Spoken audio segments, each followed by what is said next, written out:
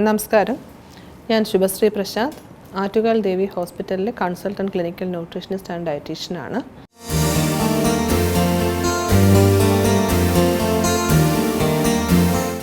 ഇന്ന് നമ്മൾ ചർച്ച ചെയ്യാൻ പോകുന്നത് ന്യൂട്രീഷൻ എന്താണ്.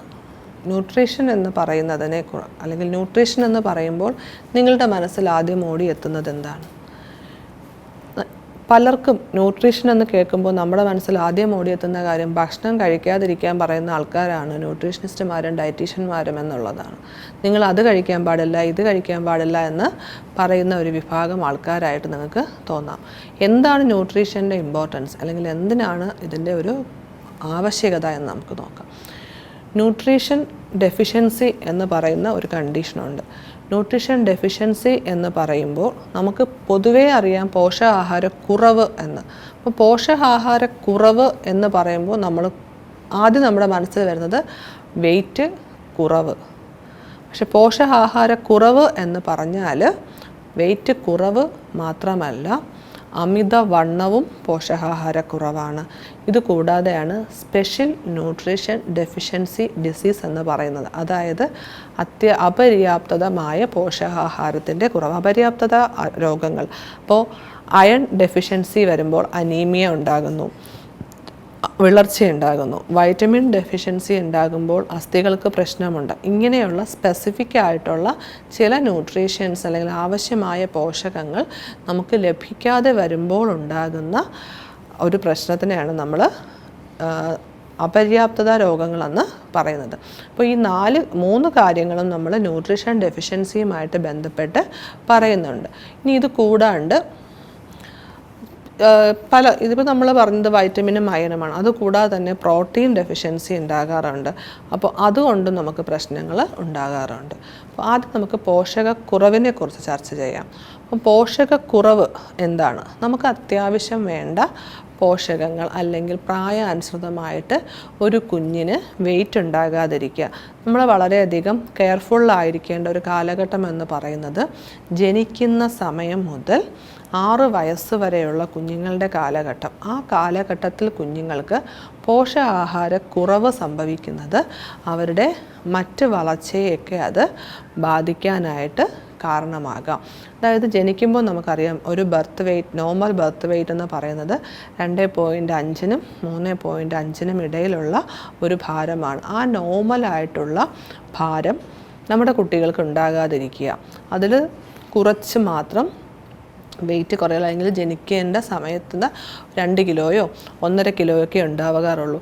ഇത് കൂടാതെ തന്നെ പ്രീടൈം, മാസമുറ തികയുന്നതിന് മുമ്പുള്ള ഡെലിവറി വരുമ്പോഴത്തേക്കും കുഞ്ഞുങ്ങൾക്ക് വെയിറ്റ് കുറയാം. അപ്പോൾ ഈ ഓരോ കാലഘട്ടത്തിൽ അത് കഴിഞ്ഞാൽ പിന്നെ 3 മാസമാകുമ്പോൾ ഇത്ര വെയിറ്റ്, 4 മാസമാകുമ്പോൾ ഇത്ര വെയിറ്റ്, ഇങ്ങനെ ഓരോ കാലഘട്ടത്തിലും കുഞ്ഞിൻ്റെ വളർച്ചയെ നിയന്ത്രിക്കുന്ന അല്ലെങ്കിൽ വളർച്ചയെ നമ്മൾ വിലയിരുത്തുന്നത് കുഞ്ഞിൻ്റെ വെയിറ്റ് കൃത്യമായി പോകുന്നുണ്ടോ എന്ന് നോക്കിയാണ്. അപ്പോൾ അതിന് നമ്മൾ ജനിക്കുന്ന സമയം മുതൽ കുഞ്ഞുങ്ങളുടെ പോഷകാഹാരത്തിൽ വളരെയധികം ശ്രദ്ധ ചെലുത്തേണ്ടതുണ്ട്.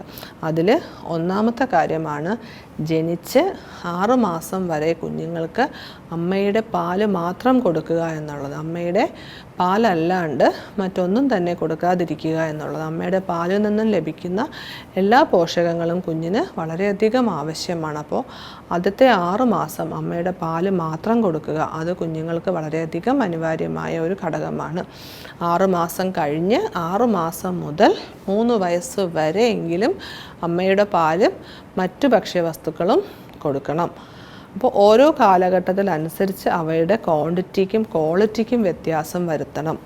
നമ്മൾ മനസ്സിലാക്കേണ്ട ഒരു കാര്യം, നമ്മുടെ കുട്ടികൾക്ക് രുചി എന്ന് പറയുന്നത് നമ്മൾ പരിചയപ്പെടുത്തുന്ന രുചികളാണ്.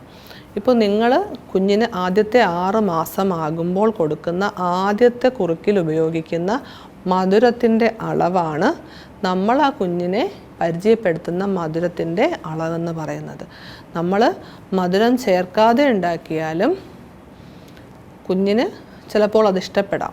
അപ്പോൾ കുഞ്ഞുങ്ങളുടെ ഭക്ഷണം നമ്മളുടെ രുചികളുമായി താരതമ്യം ചെയ്യാതെ അവർക്കെല്ലാം മിതമായി ഉപയോഗിക്കാനായിട്ട് ശ്രമിക്കുക.